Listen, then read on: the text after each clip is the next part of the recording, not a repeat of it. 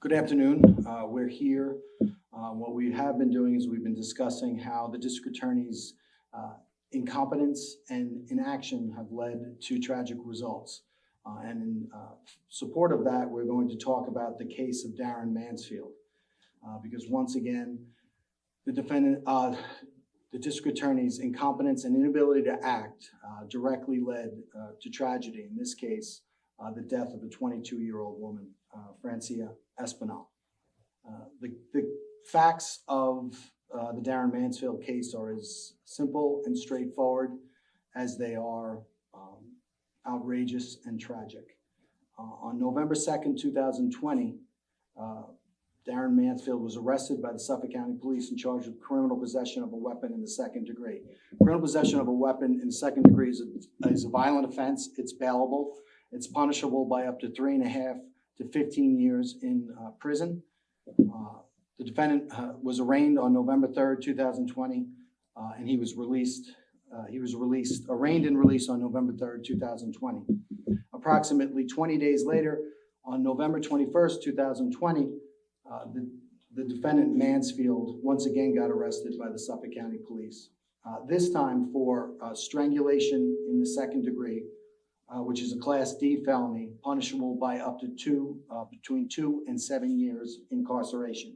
Again, it's a bail-eligible offense. The district attorney's office, just like they didn't indict the first criminal possession of a weapon case, they failed to indict the strangulation case, and the defendant was released. Of course, it gets worse from there because on April 10th of 2021, once again, the defendant, Mansfield, brought a woman back to his house, this time Francia Espinal. Once again, he strangled Miss Espinal, but he didn't stop this time until she was dead, and she died she was murdered as a result of that strangulation. She was not as fortunate as the first victim. The defendant was arrested for this murder on April 16th, 2021. He was indicted on April 22nd, 2021. He was indicted for the murder of Francia Espinal. On April 23rd, 2021, the DA's office finally did what they should have done back in November, and they indicted Mansfield for the original weapons charge. Thereafter, on April 28th, when the press was done and the story was out of the papers, the defendant Mansfield was arrested for the original strangulation of the victim, which occurred on November 21st, 2020. This is a dereliction of duty, and it shows what happens when the district attorney doesn't act, when the district attorney insists on having a merry-go-round of justice, where you do not prosecute individuals for the violent acts that they commit. With regard to that November 21st, 2020 strangulation case, the victim's eyes were swollen shut as a result of her blood vessels in her body dying. They thought that she was going to have permanent damage to her eyesight as a result of the extent of those injuries. And it's indicative that she was very lucky to have survived. But notwithstanding all of that, the original weapons case was not indicted. The original strangulation case was not indicted. No bail was asked for. No bail was set. And as a result of the failure to arrest, well, not arrest, but prosecute Mansfield, he was allowed to stay on the streets for another 4 months, where he came across another victim, strangled her, and this time, unfortunately, she died. And so what we need to do is we need to have a prosecutor's office who are going to act decisively to keep violent predators in custody and in jail and away from the public, and prevent them from doing harm. And this is far from a isolated incident. We saw in the August 5th through August 13th overdose deaths, Justin Smith, LaVane Creighton, which we've already discussed, how the inaction led to those 6 overdose deaths. And even you could look at September 13th, there's a press conference and they talk about Kobosky Claros, and they talk about how Kobosky Claros is a kingpin. Well, what they don't tell you that in 2021 he's arrested and charged with being a kingpin. In 2020 he's arrested on felony drug charges and allowed to plead guilty to a misdemeanor and not do jail. In September, Ivor Whittingham is arrested for criminal possession of a weapon after a violent struggle with a brave police officer. And we talk about the bravery of that police officer, which is wonderful. But what we don't talk about is that previously, Ivor Whittingham was also arrested and charged with felony gun possession and was allowed to plead to a misdemeanor. It needs to end. It needs to end. We need to aggressively prosecute these criminals. At the time of the death of the victim in this case, I looked, and there were over 100 cases of criminal possession of a weapon, violent felony offenses where individuals possessed handguns on the streets of our county with the intent to commit crimes against our citizens, and those 100 cases were not indicted. That is unacceptable, because what happens when you allow people like Mansfield, people like these criminals, not to be prosecuted promptly for their crimes, you end up with the tragedies that we've been talking about. So it needs to end. Are there any questions?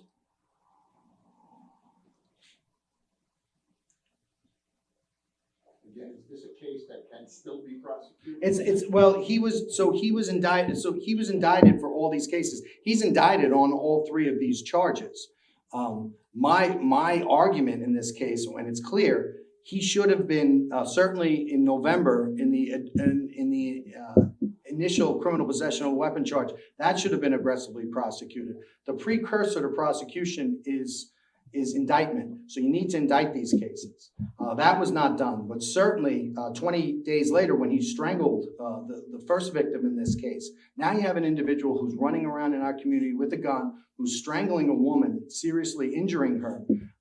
At that point, you need to ask for a bail application on the initial case. You need to indict that case, the weapons case, and you need to indict the strangulation case. If that's done, he's held on bail, and he doesn't have the opportunity to murder Miss Espinal. So that's what you need to do. You need action. We're done with the inaction, because we see what inaction leads to. So is this a case of taking the wrong steps, or just not taking the necessary? Oh, both. I mean, number one, there's a complete and total inaction on the first two cases. The second, and then the third case, right? It's too late. Mansfield could be prosecuted, but Miss Espinal, the tragedy of Miss Espinal could have been avoided. With the 100, over the 100 gun cases, what you do is you have a policy. Mandatory upstate time for anyone who would possess a gun in our communities, an unlicensed illegal handgun in our communities. That's what we should do. So that's what we need to do. Another aspect of this is one bureau investigated the weapons case, and another bureau investigated the strangulation case. And an interesting thing about the district attorney's computer setup is that one bureau can't look and view at the cases that another bureau is handling, which I've never seen before. Obviously, you need collaboration, you need communication, and you need action. We're not getting that in the district attorney's office, and it adversely affects the public. Is that a communication issue that Sini set up, or is that in there? I was a former district attorney, and what I used to do when I was an assistant district attorney is I would handle my cases in court. I'd have hearings or investigations in the grand jury, typically in the afternoon, and then I would come out and into my office about 4:30, and then from 4:30 to after 5 o'clock, I would look at the new cases that I was assigned.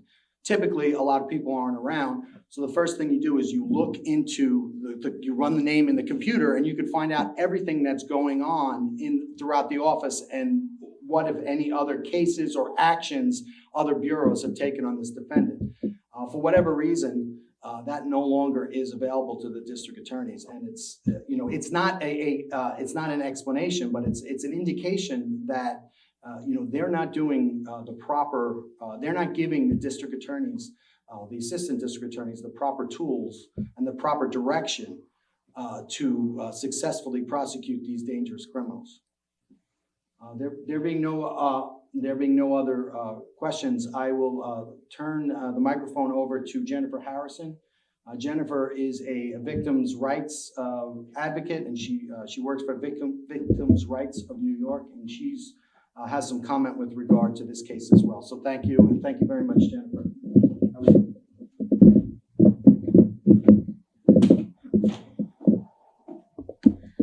I've been a crime victims advocate for over 16 years, and I am also a survivor of a homicide victim.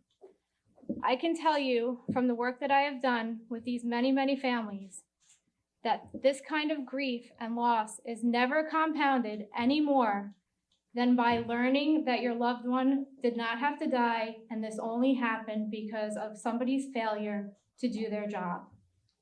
Being a district attorney means more than getting out of bed in the morning, doing your hair, and looking pretty for the cameras.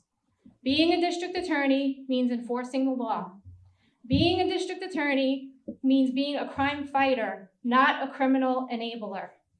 Being a district attorney means making sure that the bad guys do not hurt anyone again. Tim Sini failed in every way possible. This did not have to happen. Tim Sini needs to resign immediately.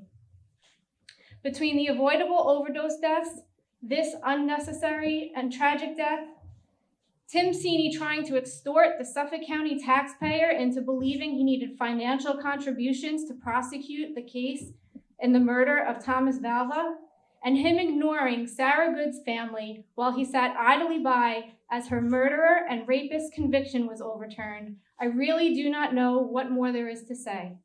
He is either incapable of doing his job, or he simply does not care enough about the people and the victims that he was sworn to protect to do that job. Either way, Tim Sini needs to either step down or somebody needs to step in and have a conversation with him and tell him that this is what needs to happen. This is not a partisan issue. This is about preserving human life and preventing further victimization. Thank you.